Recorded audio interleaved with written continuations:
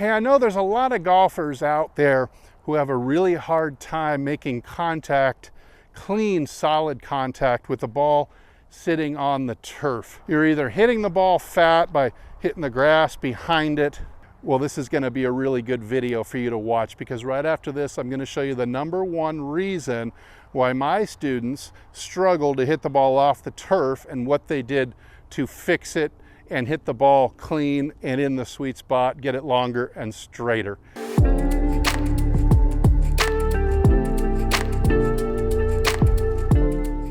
Hey, this is Steve from HitItLonger.com. I continue on my journey to hit the ball longer and straighter than I ever have before. If you share the same goal, I hope that you'll join me. Click like and subscribe. All right, so the most common reason that I see that golfers struggle to make clean, solid contact off the turf is that their impact position looks too much the same as their setup position.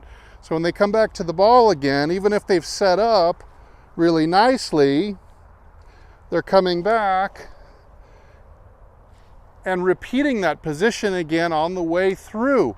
This is why they're having such a difficult time. That makes it really, really likely that you're not going to control your low point very well, and you're going to end up hitting the grass first way back here more. Now, these golfers will also struggle to control the club face, as a lot of them will hit behind the ball, have the toe roll over a little too soon, and make them kind of pull or hook the ball. And so that goes with some better golfers as well. You're simply just not making a dynamic enough impact position. So what do I mean by that? Well, kind of static would make it look like you're back in that photograph of you right at address again. So dynamic just means that it's going to look a lot different than where you started from. It's not going to look the same just like this. So I think the easiest way to feel this for the first time would be to take your left arm off the club. Now, what I'd want you to do here is bump your hip about 6 inches towards the target this way. That's one big difference that people don't do, is they leave their hips in place like this instead of advancing far enough to get the weight on the outside of the left foot. On top of that, we're going to roll the right foot inwards as we lift the heel, therefore driving the knee and thigh to about right center field, maybe 1 o'clock if the target was 12 o'clock.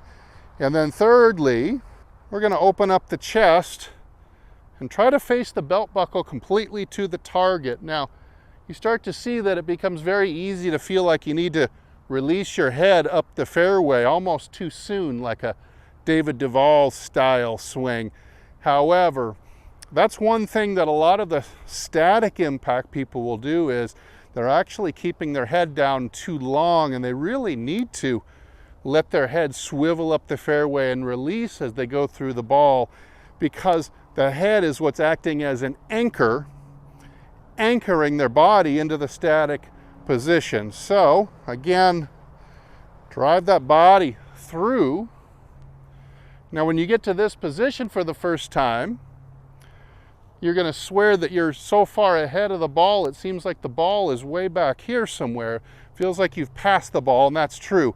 This will be very, very easy for you to do just standing over a ball statically. But that's a good place to start. Start here. You could even try putting your left arm back on again and just hitting some chip or pitch shots like that, just to feel, get an experience of what that dynamic impact position is going to feel like. Now, since this is a dynamic motion, it means video, not pictures. So while that's a good little intro, that exercise, got to understand that it's very difficult to feel these ideas in the correct sequence unless you're moving as you do it. So this is very hard to turn into a pose. Okay, so the next step up the rung would be to experience these ideas in a soft, easy practice swing.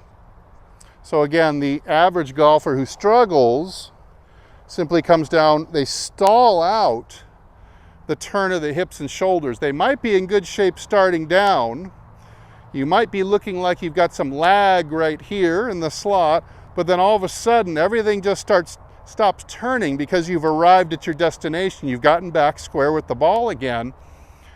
And that's the big mistake people are making, is they don't realize that getting the sternum and the belt buckle back even with the ball is not anywhere close to a large enough move. You've really got to continue powering through way out in front of the club, get the belly button and the chest to be much more open. So I've got my speed whoosh here because you can use this either with the ball up or the ball down, and it illustrates, kind of forces you into a dynamic, well-sequenced swing.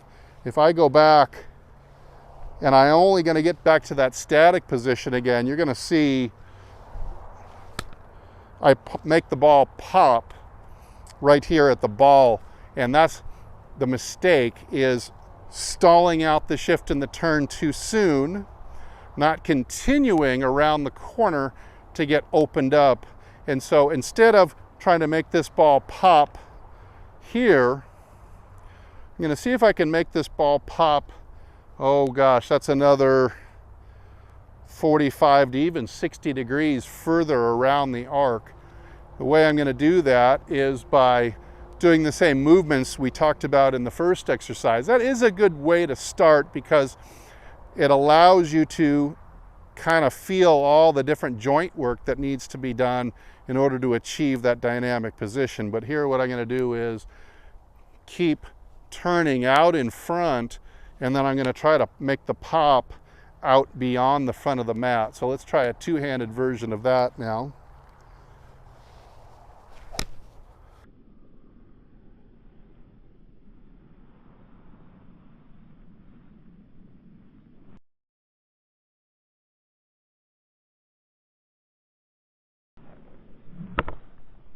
You could hear the pop way out there. So the way I'm doing that, I'm not doing that by trying to delay the uncocking of the wrists. What I'm doing instead is I'm trying to power through the static position and get to this position by the time I hear the pop sound out here. So I'm getting the chest and shoulders to keep working dynamically around the corner, out in front of the wrists and arms. They won't catch up until long after impact. Let's take one more look, but this time I'll do it with the ball down, and so instead of a pop, you're just going to hear a whoosh instead. So here would be the static if I stall out.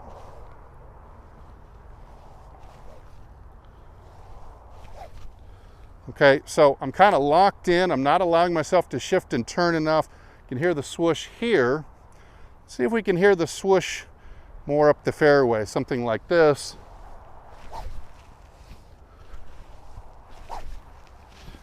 In other words, it's not super realistic to try to picture this as a photo. Instead, you want to think about it as sequential motion. You're getting the hips and the chest to shift and turn first. You're stepping over to the left foot, feeling like you're open to the target very early, well before impact.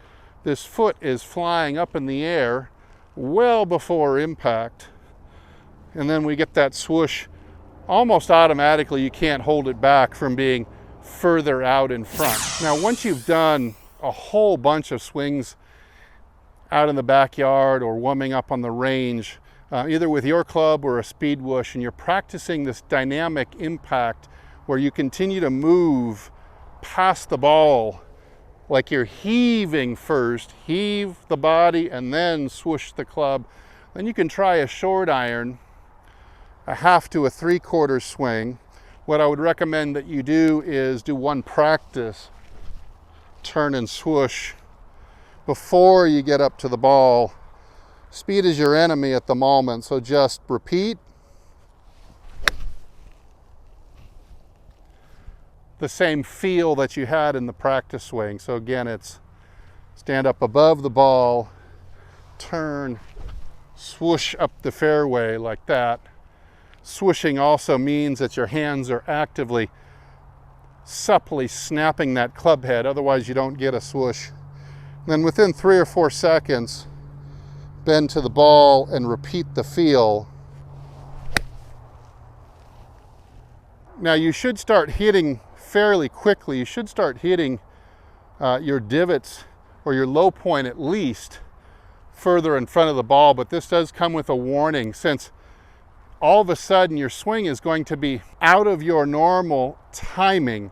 What happens to most people that are learning this for the first time, they fail to see the forest through the trees. They think that they're instantly going to start to hit the ball beautifully, and that's probably not going to be the case. I wish it were so, but likely what happens to most people is once they start to make this good shifting and turning, and you'll be able to see a huge difference on video, but you might be hitting the ball either thin and probably a little bit off to the right, kind of some rightwards flares. This is pretty universal in my experience working from that static or more like address position impact into this dynamic position at impact.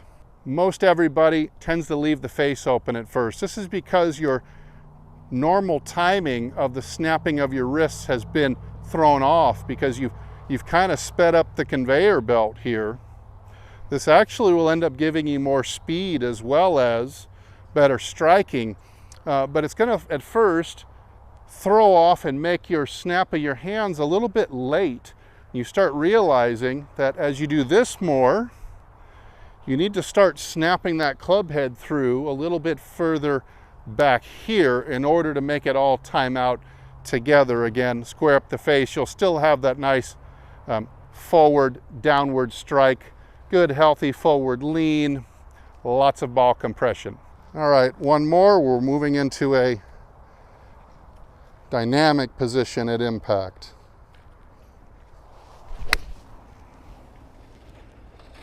Really good solid strike with a lot of compression. So I actually think looking back up the line, back from the fairway back to the tee again, is a really great view, really great angle at looking at this dynamic impact. So again, let's start with the first photo. So here would be address position, and then we're coming back down on a static impact. We're coming back down looking too close to that. So here's exercise number 1, left hand behind my back, and I'm going to try to get as open as I can. It's going to be very natural for you to look up the fairway like this. So looking down, it's going to be almost like you're striking the ball off the side of your body. Really, the handle of the club is kind of even though it's leaning forward, it's kind of even with the seam of my pants or the right hip here. And that's kind of the way we're looking for, is not to strike the ball off the belt buckle or the sternum, but instead strike it like a side stroke off the side of the body like this. So you might mimic this position for 10 seconds at a time. And you might try the chip shot that way. And that's if you're really, really struggling at this and you need to really start at the first rung of the ladder where everything's really simple. You could hear that strike was very much ball first, turf second, very crisp contact and good compression on that shot. Then you'd start working the turn and swoosh idea like I did with the speed whoosh a minute ago. So I'm looking like this, maybe just above the ball, maybe just next to it, whatever your preference is. I like to hear the swoosh and where it is, so I like to do it a few inches above the ball. And so it's going to be turn then swoosh. So it's like I'm going to try to turn to you with my chest and my belly button first, power right through the normal spot that I stall out at. If I'm struggling with impact, I might get a good start, but then my hips and my chest they kind of peter out right by the ball, and I lose all the acceleration, kind of decelerates to zero. But instead, as I go through the ball, I want to feel like my rotation is just now picking up speed. That's turning on the turbo phase. So here we go, one more of those practice swings. And I hear it swoosh way out here. Now, within 3 or 4 seconds, try to do a smooth swing, or I just simply repeat the feels.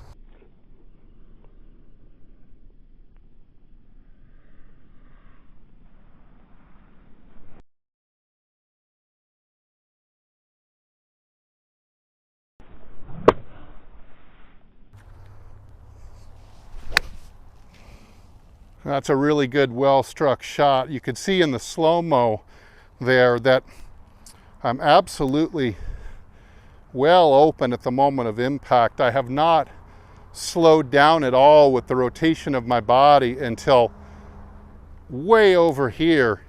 And so it feels, if you're doing this for the first time ever and you've never done this before, it feels like you're moving past the ball, like the ball is way back behind you.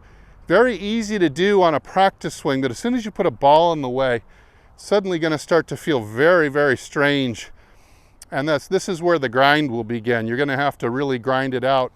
Don't make it too hard. Start with a short club, short swings, but expect to increase or improve incrementally rather than just nailing this the very first day. It's much more likely that you make small steps for self-preservation, because it's very hard to miss or shank or top 100 balls in a row for most golfers. And so if you're going to have any success with contact also, very hard to leave your comfort zone by this much and still make really good contact. So have patience, give it some time. It's a project that is well worth undertaking. Remember what the goal here is: dynamic looking impact, like you see the guys on TV making it impact. They're powering their turn past the ball, getting the weight to the outside of the left heel before the strike, getting the right foot and knee into position like this. This will automatically give you this forward lean we need, and controlling the low point to get it 3 or 4 inches ahead of the ball on a 7-iron, let's say, and have some really good penetrating compressed shots. Hey, I hope these ideas stimulate some improvement in your golf swing. If so, I hope you'll come back to the video and leave me a comment with some feedback. If you have any questions about what we just talked about, then by all means as well, leave a comment down below. Hey, I'm Steve. Thanks so much for watching, and as usual, I'll either see you in the next video or I'll see you longer and straighter down the fairway. Everybody, take good care.